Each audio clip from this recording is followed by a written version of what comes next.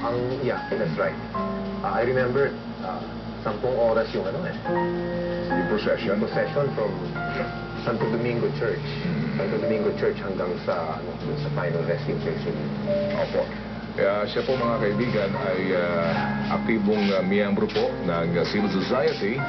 Isa pong singer, songwriter at kompositor ng awiting handog ng Pilipino sa mundo. At higit sa lahat po, isa po doon na sa sumama doon sa procession, no, sa libing ni dating Senador Ninoy Aquino, na ngayon nga po ay tila baga sa hatid din po ng tadhana, no, parang ating binabalikan yung rutang ito, no. So I was asking you, Jim, kanina, nung panahon yun, gaano karaming din ng tao at gaano kainit yung pagtanggap? Hindi mo ma-describe kasi unang-una, because of wala pang text, wala pang TV coverage, people had to be there.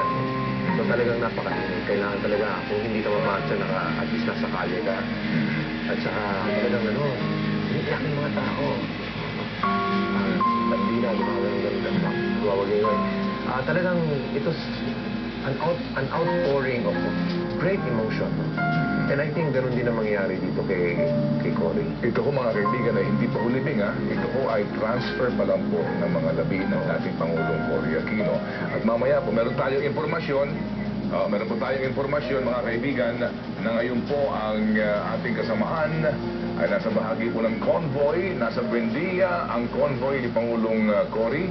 Alamin po natin ang latest dyan mula kay George Carino. George?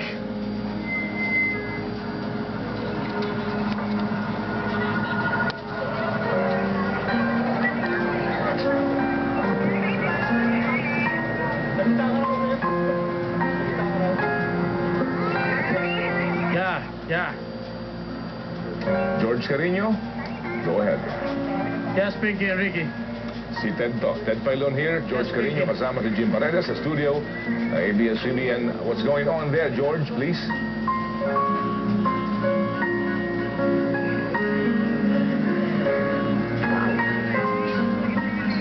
Samantala mga kapamilya, umuulan po ng confetti as you can see sa ating po namang live feed ng ating pong mga kasamahan na naghahatid po ng informasyon at mga larawan sa pagpapatuloy po ng ating coverage na ito ngayon sa paglipat po ng mga labi ng ating Pangulo mula dyan sa Green Hills, San Juan, patungo po naman sa Manila Cathedral.